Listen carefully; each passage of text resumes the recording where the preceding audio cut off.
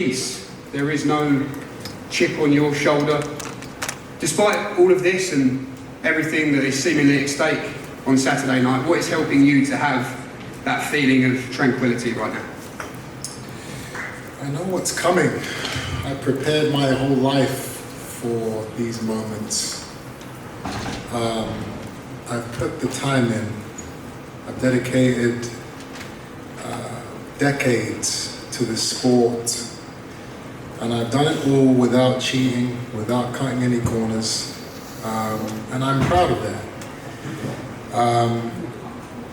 The mentality I have, the experience I have, the fortitude, and the will is what I will be using on the night to take out my adversary in Conor Benn.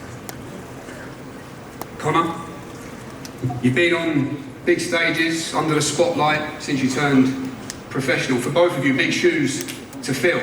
But on Saturday night, when you ring walk in front of over 65,000 fans and everything that's on the line, how have you remained in control of your emotions on a week like this? Yeah, I mean, listen, this is what I do. I love this game. This is what I live for. You know, this is every fighter's dream when they turn professional to live this life.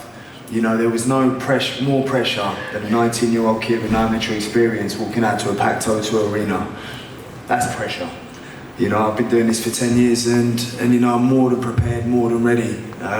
You know, I wish it was Saturday night tonight. Chris, you've said the procedure will be parliamentary.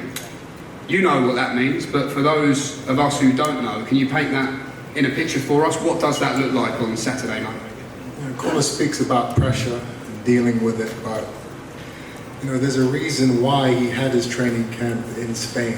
You know, the kid had to flee his own country to prepare for this fight.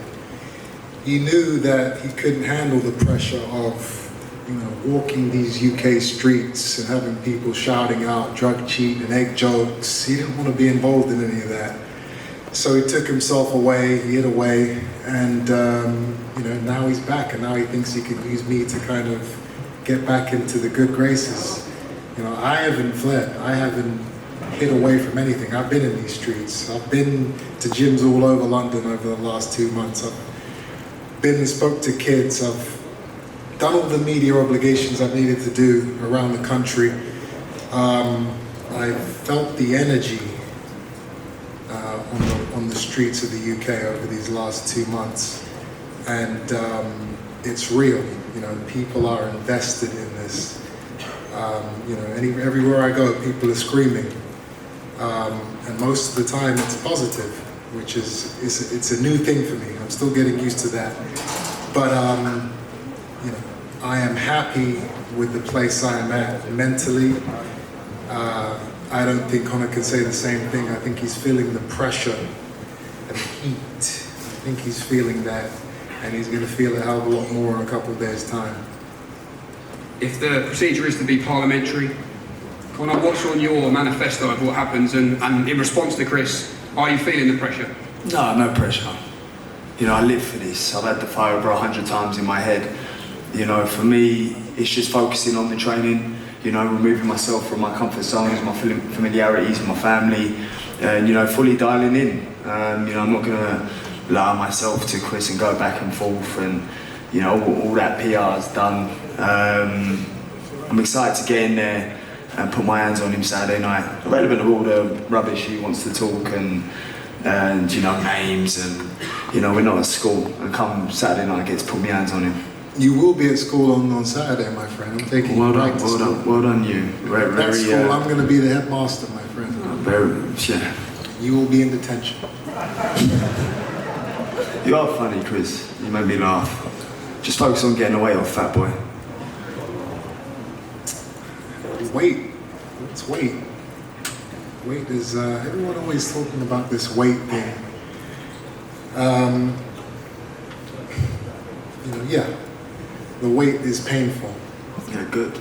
I'm in pain right now. I'll be in even more pain tonight and tomorrow morning. And the worst pain you've ever experienced comes Saturday night, I promise you that right now. You know, the question I ask myself is, what is pain? Oh, shut up, Chris. No, I'm serious. What is it? Oh, shut up. You're going off. Oh, I have a 31-year-old brother. He is buried in the desert in Dubai. That's pain. You know, I have his son, Raheem, 3 years old.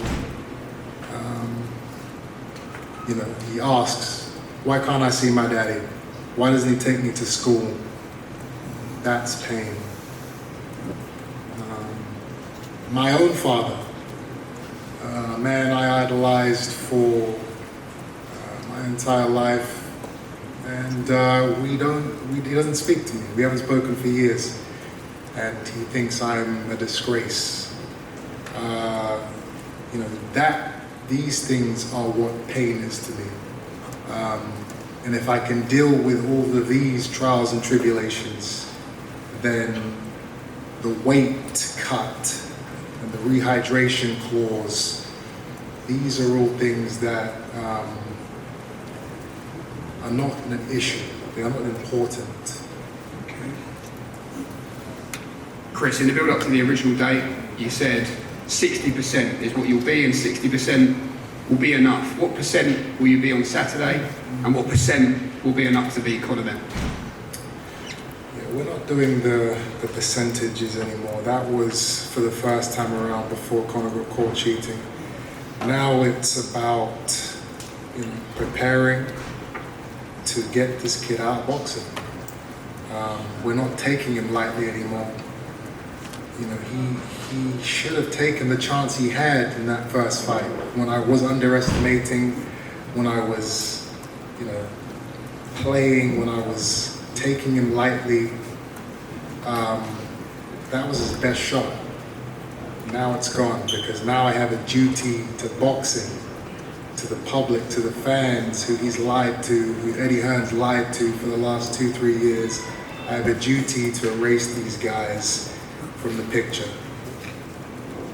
Conor, the Ring magazine reported in the last couple of hours that you have requested for Billy Joe Saunders to inspect the raps of Chris Eubank Jr. on Saturday. Don't ruin all the surprises, Jamie. Well, the Ring magazine reported it before. Right? Maybe not. What do you make of that, Chris? It's irrelevant. Hand wraps is not going to save Conor Benn from the ass kicking he's about to receive. Ooh, scary. Ooh.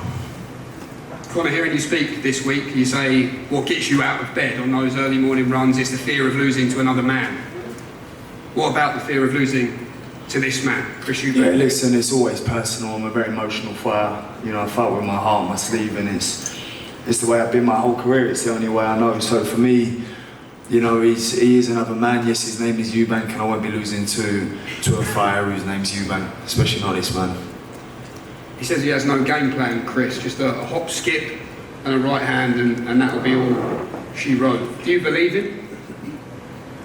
No, I don't. But that's the beautiful thing about this sport. That doesn't matter what you believe. All that matters is what actually happens once that bell goes, and nobody knows what's going to happen until it happens.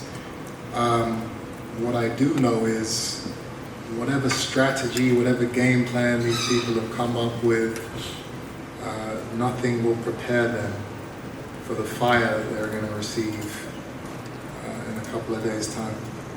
Final one to you, Chris. You did say it's impossible that this fight goes 12 rounds. As a final message, how do you beat Conor Benn on Saturday night in the dream scenario? How do I beat Conor Benn? Any way I want to. You know, it's not about strength and speed and age, weights, all the things that you guys love to talk about. It's about dedication.